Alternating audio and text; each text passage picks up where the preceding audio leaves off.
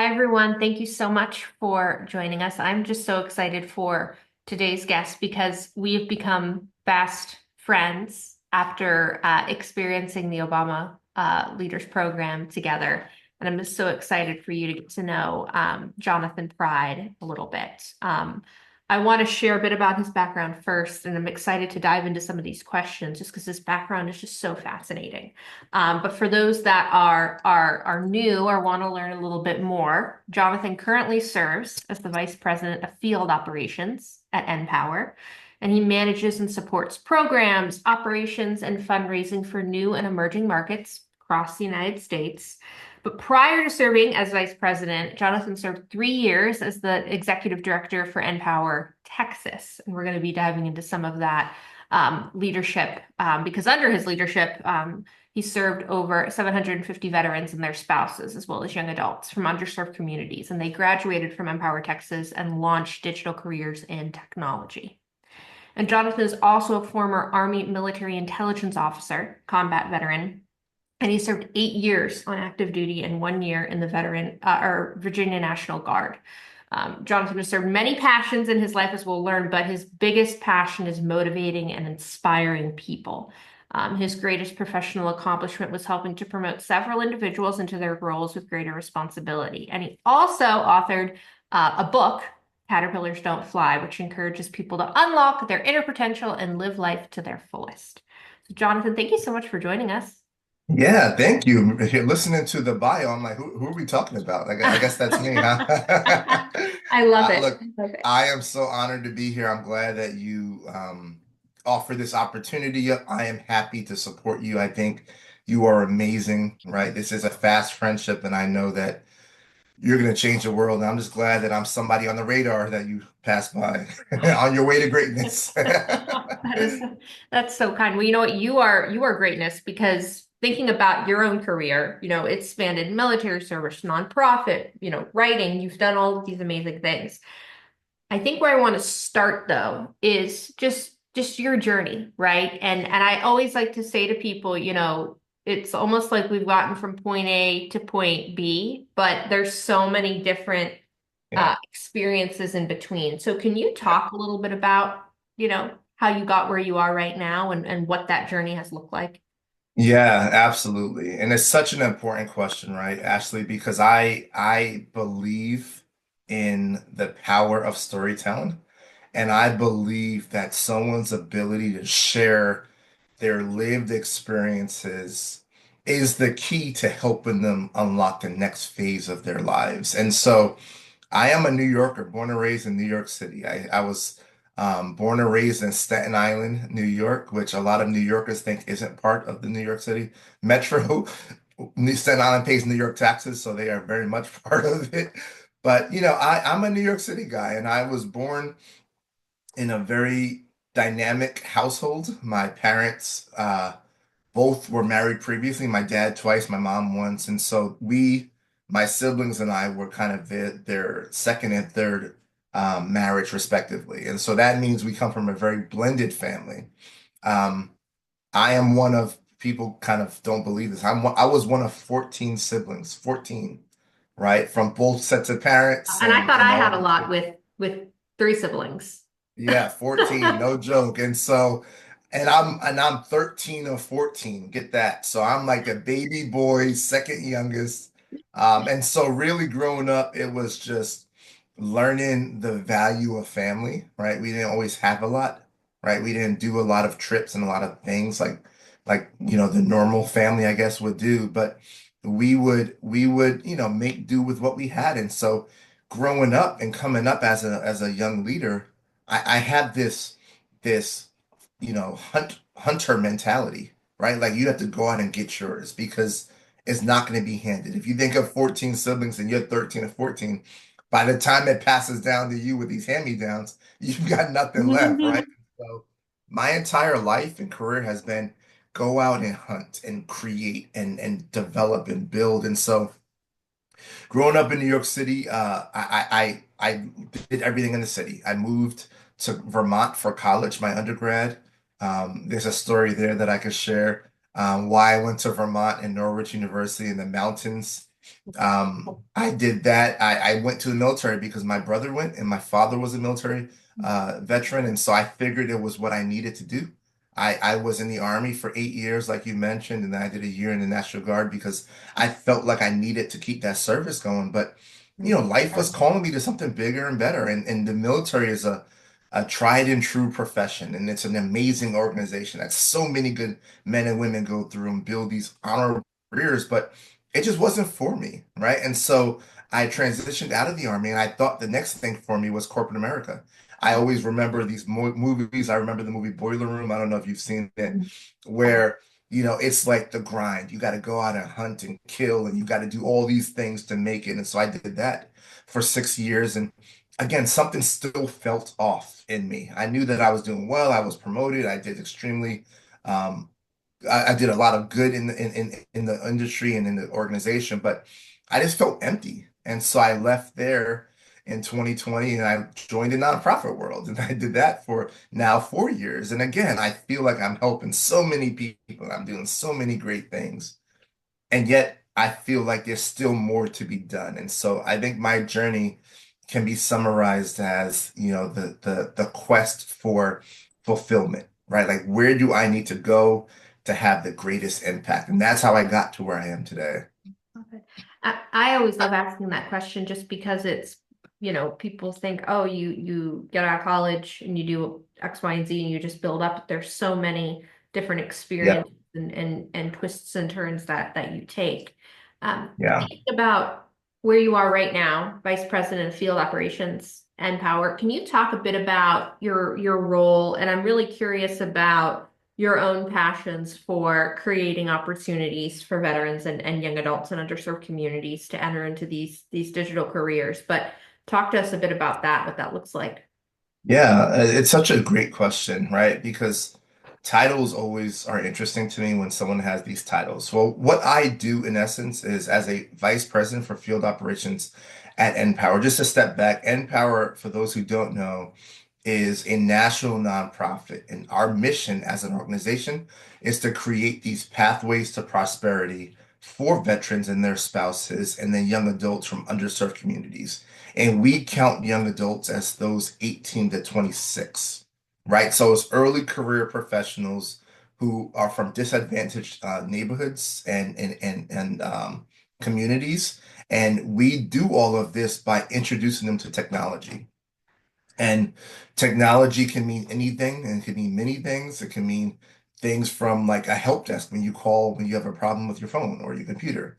Or it can mean, hey, I need to, stop payments on this account because I was a victim of fraud, right? So anti-money laundering. Technology and how we serve it at Empower is pretty vast. And so I manage all of our new and emerging markets. And so I've got five executive directors who report to me. And my job is to enable them to help scale their local regions, help grow their partnerships, help serve and double down on the amount of people we serve, and then really to help place them in a job where they've got economic and career mobility, right? The average income of people in Empower coming into our program is about 20 to $25,000, which actually you and I know are folks who are living on public assistance, right? Like life just got the better of them. The strength of our model is that through our program, we're placing folks in jobs sometimes making 70 to $75,000, which represents almost a 300 to 400% salary increase, which allows them to have generational wealth, which is very important to me because as a New York City guy coming up, we weren't a wealthy family. We somehow had everything we needed. My mom was the only working parent. I still don't know how she did it, right? My dad stayed home with the kids, which is not the atypical family in America, right? And so it was a very interesting dynamic, but my mom somehow and my dad somehow figured it out. And so my job really is to help enable the leaders around me to enable and empower the people who support who they support. I love it. It's so inspiring, and even to think about your own background, right? To be able to give back in that way and support Yeah. people in that way is so powerful. Um, Yeah, and there's just actually there's this story I love, right? And this is I tell this story often. And this is one that moves me, right? I there was an event we were doing mhm, through NPower, and it was called a mock interview or speed networking is what we called it, right? So if you think of speed dating, it's a room of students of NPower, and then you see on the other side of the table mentors or mock interviewers. And think speed dating, big clock, think 5 minutes, right? Everyone goes through and does these mock interviews just to hone that skill and practice it a little bit, right? But before this big event happened, there was this young man in the bathroom, right? Weird. I'm gonna qualify that real quick. So so I, as kind of the leader of this event, go into the bathroom. I'm kind of the host, so I'm sweating. I'm getting ready to get my mind right. And so I go in the bathroom and I see this young man there, and he's in the corner of the bathroom, right? Like face against the wall, and he's fidgeting. And I'm like, dude, what are you doing? So I walk up to him and tap his shoulder, and he turns around, and this kid is drenched in sweat, probably 20, 21 years old, drenched in sweat. And he's fooling with the tie. And I'm like, what are you doing, man? He was like, sir, no one's ever showed me how to tie a tie. And it was a gut punch to my soul because here I am, right, as the host, thinking of all of these. Do we have enough speakers? Is the food there? Is this there? Logistics. Like I'm in program mode. And this young man who's in the bathroom right before the event starts, his only concern is that I need to look the part and no one's shown me how to tie a tie. oh, And so I took a step back from the moment of my life, the busyness, the programmatic mindset, and I saw him where he was, and I calmed him down. I reassured him. I validated why he was ready to do this thing, and I tied his tie. Something that simple.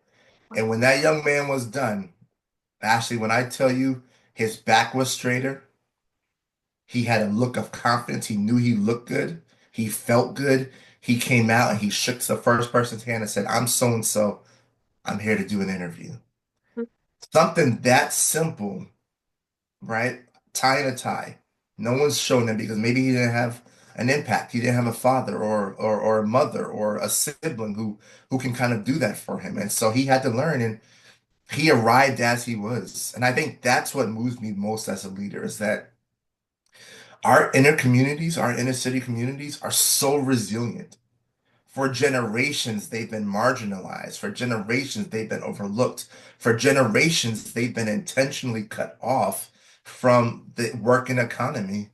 And still they show up, Ashley. And that's, I think, what my purpose has been at NPower. And really in life is to maximize teaching someone to tie a tie. However simple that may appear to somebody, it's a mountain to somebody, right? And I think that's the strength of it. and if we even just talk about leadership for a second, right?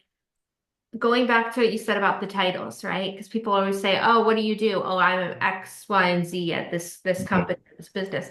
Most people think of leadership in that way. It's the title, it's what you do in that sense. But really, leadership is you helping a young man tie a tie and how that's going to impact the rest of his day, how Right. that's going to help him with those practice interviews, how that's going to help him just feel motivated. And I'm sure he remembers that, right? Looking That's back on right. his own journey. And maybe he's going to do that for somebody else one day, right? Yeah, That effect that we have as people in these positions of power. And I often think that when people say, "Oh, you're in a position of power, you're the highest up in something," right? No, you're in a position where you can help somebody else. And that's that's right. exactly what you did. Yeah, and it's people think that leadership is this grand Mhm. like responsibility and title, and it is. And there are, infinite examples of good and bad leaders. And there are all like volumes and volumes of books that were published on leadership. You know, when I look at leadership, I look at just the leadership principle in the common denominator, right? I think all leadership, good and bad, have one kind of sense of an undercurrent, and I think it's influence. Can you influence somebody to do something for themselves, Mhm. right? And good leaders, that influences, can you be a better version of yourself? Can you grow? Can you scale? Can you develop? Can you stretch? Can you bend and not break, right? Those are good leaders. The bad leaders are the ones who say, can I influence you to believe whatever crazy methodology or ideology I have, and then act on my behalf, right? Because we as individuals limited by the people we can connect to, first and second degrees. I think my version of leadership over my career has been, if I were to help that young man in the bathroom, maybe he's a sibling and he's the oldest and he's got four younger brothers who need to learn how to tie a tie. He took what I gave him and he does it four times. And then those four are leaders at school or friends or whatever, and they do it to four people themselves. My single act of kindness exponentially grew 16-fold, right? And that's the impact of true influence. And I think that's where leadership gets lost. And I think that's what this sense of fulfillment that I'm seeking in my life and my career has been. How can I positively influence people to do better than what I had available to me when I was coming up? And I'm not saying I was living in poverty, and I'm not saying I wasn't. I'm not saying that I was living on the street and homeless. I know plenty of people who were. I know plenty of kids growing up who were in the foster care system. I have brothers who got caught up in the criminal justice system for decades, right? I know folks who deal with substance abuse and all of these things that are tearing our communities apart. I'm not saying I come from that. I'm just saying that what happens if we shed a little bit more light on it?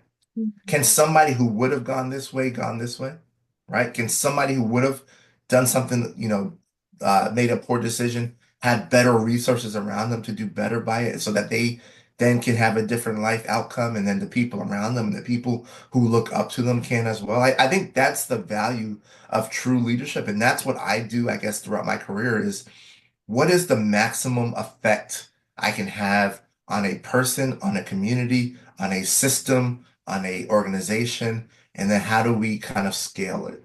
Mhm. True. And what I think is so inspiring about you is that you've taken that to the next level because you wrote a book, I right? did, And I'm so yeah. excited about this. So, and yes, I think that I'd love a signed copy. But your book, hmm Caterpillars Don't Fly, focusing on this inner potential, right? That's right. Yeah. I'm so curious about the journey that you had, like what inspired you to write it, and not just what people are going to take away from it, but I think, you know, what that means to you to now have, these stories and experiences, and you put that in this book, this beautiful book. So tell us about that. Yeah, yeah. This book is my life's project. Man, it is something that I started writing when I was a kid, right?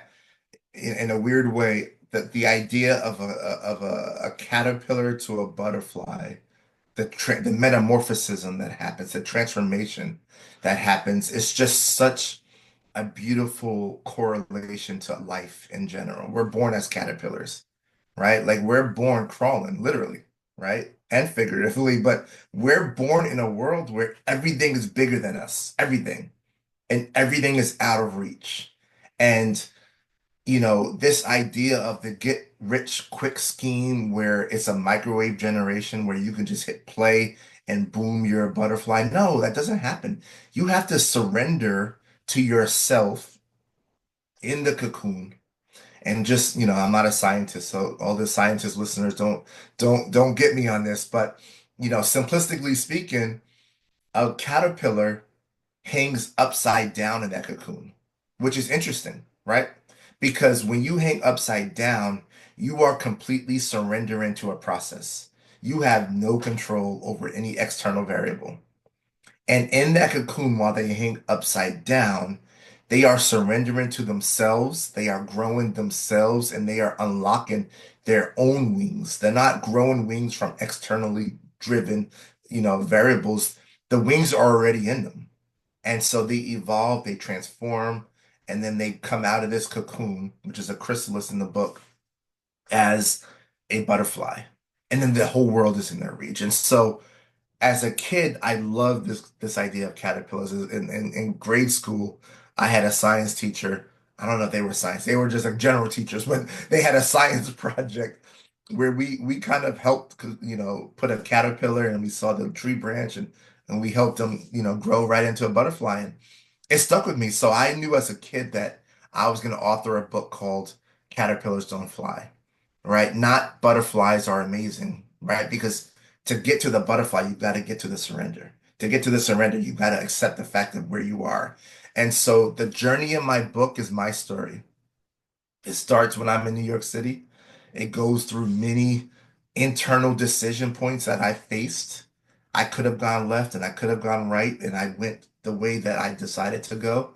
Um, it follows some pretty core principles in my life, like faith, which is really strong in my life. I am rooted in faith. The book is it does have a religious undertone. I don't deny that I believe that God has ordered and ordained my steps, and everything I do is because of the power He's given through me to do it. And I accept that.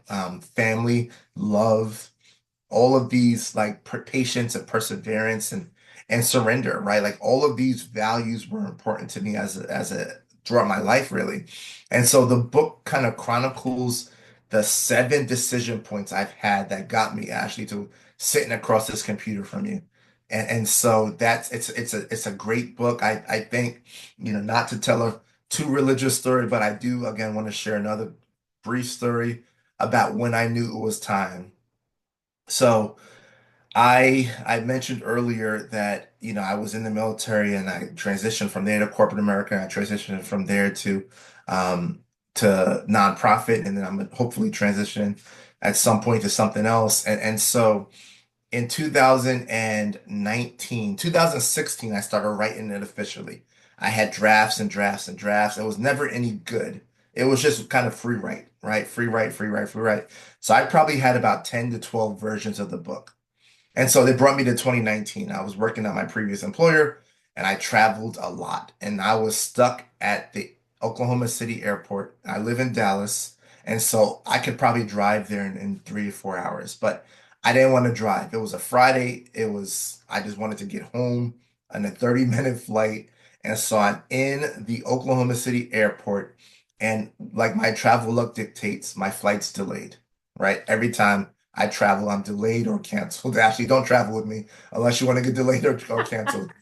And so I'm at the airport and it's a Friday afternoon. I'm tired after a really long week and I'm really, really exhausted. Like I'm not just tired, I'm burnt out completely. And so I'm at the airport and I get a free upgrade, which was a blessing in disguise. And I go on the plane. And of course, the AC doesn't work on the plane, right? So it's hot as heck on the plane. And there's this woman sitting next to me in first class because I got it upgraded. And I'm happy. I'm just ready to go. I have my AirPods in. I'm focused on landing, getting home to my family, resuming my life. And this woman keeps staring at me. And I'm like, it wasn't today, Ashley. Like I Yeah. wasn't really feeling it today. I Yes. love talking to people. I love people. I love pouring into people. That moment I wasn't. I was like, look, I just want to get home. So she's looking at me, kind of just watching me, and I look over with my AirPods in, and I kind of smile and say, hey, how's it going? And she like says, hey, you had a long week? And I'm like, yeah, I did. I had an extremely long week. I'm tired. I want to get home to my family. And so she's like, okay. So AirPods back in my zone. And then she mumbles something to me again. So I look over, pull out an AirPod, and she's like, You you you have anything you want to talk about? I'm like, no, I want to go You home. want to sleep on the AirPods plane, in. right? Yes, yes. And so AirPods back in, I go back in to my zone, and she does it one more time, and I AirPod back out. I look over at her, and she's like, look, you obviously don't want to talk, and I understand that, but the second you sat next to me in the plane, my spirit kind of gave me a message for you. And I was like, okay. So now I was intrigued. So AirPods came out. I'm like, okay, well, what is this message? And she says, I don't know. I don't know what you're doing. You're obviously not telling me anything, and you don't want to talk about it. But my spirit is telling me that to get to where you really want to go, you got to finish what you started. And I was like, huh. Again, tired, exhausted, burnt out, agitated, didn't want to speak. This message came to me. Finish what I started. And she had no idea what she was saying to me. I knew exactly what it was saying to me. It's to go home, finish what I started 3 years earlier. So I went home. I teared up a little bit. It was an emotional moment for me. She didn't understand. She was just like, have a good flight, get home safely. But Wow. it burned in my spirit, burned in my spirit. And so I get home, hug on the kids, love on the wife. I open up this computer of mine and I'm like, let me see what I started. And I rewrote the version of the book you see today that weekend. The entire book was written in that weekend. Oh my gosh. And it flowed through me like, like it was meant to be written, but I needed to surrender. That's the point, right? That's the book. I needed the caterpillar in me who was in this life of travel and stress and anxiety and fatigue and exhaustion. That was a life I accepted as a caterpillar. I needed to surrender on that plane to this stranger who had a message for me, to surrender myself to my internal processes. And then after that weekend, I evolved into a caterpillar, a butterfly, in at least one phase of my life, right? There's many, many phases. But that, in essence, is what my book is about. I'm talking a lot, Ashley, and I'm passionate, as you can tell. But yeah, that's the book. That's my journey. That's where I'm going is how can I surrender to every caterpillar in my life, every facet of my life's operations, my programmatic thinking. I need to surrender so that I can unlock the caterpillar in all of those phases because I can't help someone else be a butterfly if I'm a caterpillar. You understand what I'm saying? And so I think that's leadership, that's influence, that's impact. We have to evolve and transform ourselves to truly unlock the butterflies in other people. Now, I so many things go through my mind, but I think one is that and the answer is probably no, but I'm curious, like, did you ever see this person again? Like, is it wow. Never, I never saw her. And you know what's crazy? Actually, I don't even remember what she looks like. Like in my memory of this story, like, I remember kind of some features. She was female, right? I remember that. I remember she was older, probably 60s, 60s, 70s. I don't remember, I can't repaint her though. If I were to go to a sketch Wow. artist, I wouldn't be able to tell you how she looked. I'm telling you, it's the craziest thing, but I knew immediately after what to do. I drove, I was no longer tired. I was very emotional. I was no longer tired though. I felt completed. Mm. I felt a purpose. I went home and the entire book you read today was written in 3 days. 3 years to structure it, 3 days to write it. That's the craziest thing about it. Wow. And it's almost like you never know the impact that a stranger can have on your life. That's And it. just taking Yeah. off the pods and just, responding. And the fact that she just kept at it, it's just like, Yeah. talk about it like that. That's so powerful. And, when we were really young, we were homeschooled, and my mom would always have us take care of caterpillars. And Yes. one of my favorite moments was when we were like, okay, it's gonna come out of the chrysalis, it's gonna transform, and we would be sitting there and waiting for this butterfly to take off. And I'd always be like, Mom, what's taking so long? And she was like, it just has Mhm. to get ready. It's just Yeah. taking that extra moment. It's getting Yeah, ready. that's right. Yeah, and the beauty of it is this you can't speed it up no No. matter how much you want it to, right? Like watching it doesn't help it. The elements don't help it. It does it on its own. And I think that's the definition of, transforming when you're ready. Because here's the other thing too, Ashley, I've learned this throughout my life. My greatest strength, I think, as a leader is I deeply care about people. I deeply care. My heart burns when I know of somebody who is struggling. And it's my greatest strength because I can be so empathetic with somebody because I feel like my job on this planet is to help them get there. Mm, My greatest weakness as a leader, my greatest single point of failure as a leader is that I care so deeply for people, right? You see where I'm going? My greatest blessing is my greatest curse because I sometimes mm, pour so much of myself into people who aren't ready to come out of that chrysalis, right? They're not ready to surrender to the process. And you see it happen, and then it's like a mm. train wreck that's in slow motion. And all you got to do is hit the brakes, but they're not ready. And sometimes people have to be broken down so Yes. they can build themselves up. And I think I, as a leader, have learned to really evolve my own leadership styles into the fact of knowing when to let go. Mm, And it's hard because it breaks me when I see people let go. And mm, you mentioned in my bio, I've promoted several people, dozens and dozens of leaders below me who are either peers with me now or greater than me in terms of responsibility, greater titles, better pay, all of that. And I couldn't be more happy, right? It's one of my greatest accomplishments. But I've also terminated over 40 people mm, individually in my career. And again, I can tell you every single person's name who was terminated by me. I can tell you, I can see it. I can't remember the woman on the plane, but I can tell you everyone's name of person I terminated. I can tell you, kind of what they were wearing. I can tell you what their family background was, if they were married, single, this, that. It sticks with me. All of it does.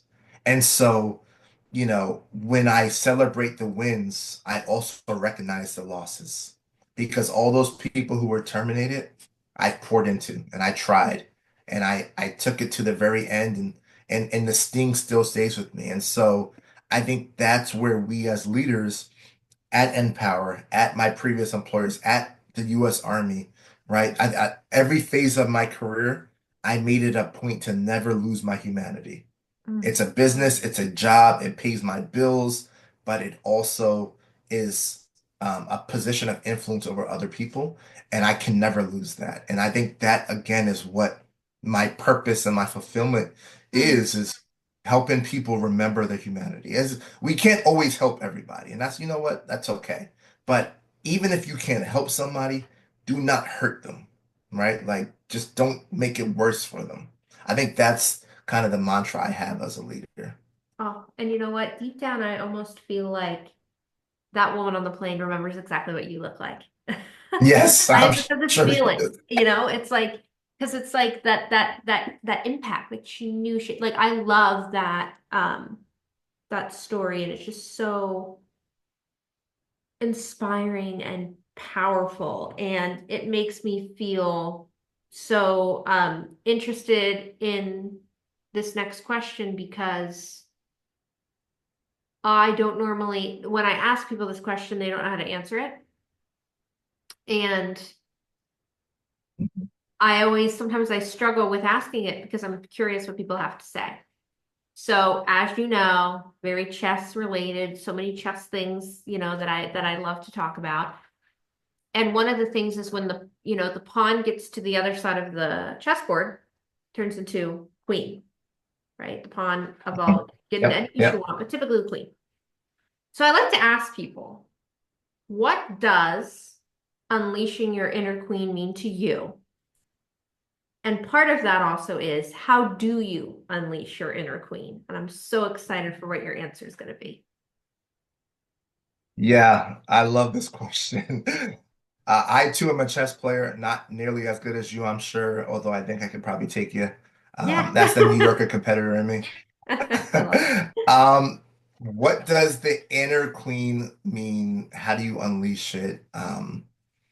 Strategic thinking, right? Strategic analysis. You have to see the board moves ahead, right? And you should never be surprised when the queen knee happens. I think that is the value of the inner queen, is that it's never accidentally accomplished, and I've played chess for my entire life as well. I played at Central Park once, got destroyed in 3 moves, but it was a box I wanted to check in my life. But you don't accidentally become a queen. Mm, And I think that is what that question means to me. You strategically place pieces. Some you know are going to get sacrificed. Some you know are going to sacrifice others. You see three, four, five moves ahead. You have to read the opponents that you're facing in life, right? The opponent on the other side of the board isn't a person. So you can't take things personal. You can't say that someone who's trying to queen you or, take your queen or king, is out to get you personally. They're doing the same thing that you're doing to them. Mhm. You have to level up that perspective and look at the board as at large. Life is the opponent. And history tells us that all things aren't created equal. So some people start their game of chess without a knight Mhm. or without a castle on the ends. And so even on an unlevel playing field, you have to see moves ahead. You've got to do everything you can with what you know in the moment about what you think is going to happen on the other side in reaction to your decisions. And you've got to strategically place yourself in positions to unlock your inner queen. Because when you get there, there's no question about whether you deserve it because you do. So Mhm. to me, that question means when my inner queen is unleashed and I now have all of these extra powers and responsibilities and impacts, I'm there for a reason. I'm there on purpose and I'm there with purpose. And I think that purpose, to be somewhere with purpose means how do you go about getting the other rooks on your board to unlock their queens? Mhm. Ah, That's my answer to it. And I love the question. that's one of my favorite answers to that question. I love it. And I think it helps that you know chess and you play chess. Thank you. But I do, yeah. that is just I love that. You can't not to be surprised when that queen me happens, right? That's so powerful. Yeah, Your entire career has showed that, right? And you're helping other people. yeah. Yeah, and actually look, like I think this is where I give you flowers. Because you are younger than me, right? It's not a surprise to anyone if which doesn't matter, but you are younger than me and you were just announced, right, as a Forbes top 30 under 30, right? And it is easy for you or somebody like you to have this level of achievement and feel a bit of imposter, right? And feel like somehow you don't belong or you don't deserve or you aren't ready. And I feel like this is the strength in you that I admire so much is that even with the accolades and the achievements and the awards and the rewards and this level of fame that you will now have moving forward, you can't forget that you started out as a rook, Mhm. right? You can't forget that you started out as one of what, eight pieces across the board, and that somehow you made it, right? And I think you do that extremely well to all of your listeners. I imagine they listen to you because one, they support you and what you're doing, and I believe the majority of them listen to you because the folks that you have on and your input and your influence has somehow changed and moved people. But you can't forget that you were once a rook, right? Like so many people get this level of fame and status, and then they forget that they were once one of eight on the board and they were selected to move forward, right? It wasn't accidentally done. They were picked to go to the end to become a queen. And I think if I had, I guess, one final thought or feedback for the listeners across the board, and I think Ashley is the paradigm for this.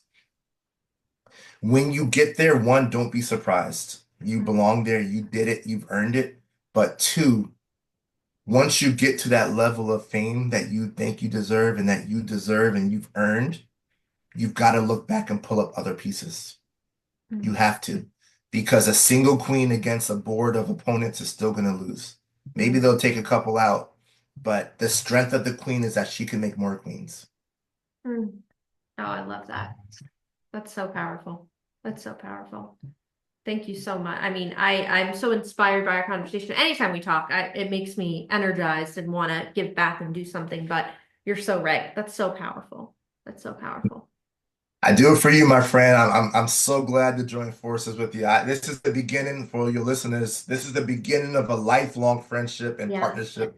Stay tuned because we're going to change this world and Oh, I we're know. making queens behind us. I guarantee it. Yes. Oh, I love it. And we're going to include all the links. We'll include a link to the book that you can get the book and just really dive in deeper. If people want to get in touch with you, what's the best way? Can they connect with you on LinkedIn? How can people continue? Yeah.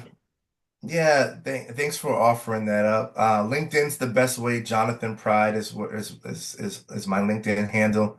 I have not yet ventured into Instagram or Twitter or X, whatever it's called now. It's on my to-do list because I do have some pretty exciting news I hope to launch this year. I still am a caterpillar in at least one phase of Mhm. my journey that I am surrendering myself to a process. I'm not going to spoil it yet, but follow me on LinkedIn and you'll see it. And then I'll have additional handles that will come out very soon. But I am manifesting the Mhm. next butterfly phase this year. And I am excited for it, Ashley. So thank you for this opportunity. Oh, Thank you for the platform and thank you for just the support that you offer just day in and day out. oh, thank you so much. And this is so inspiring, and I can't wait to see what's next. And just appreciate you and everything that you do. Thank you. Yeah.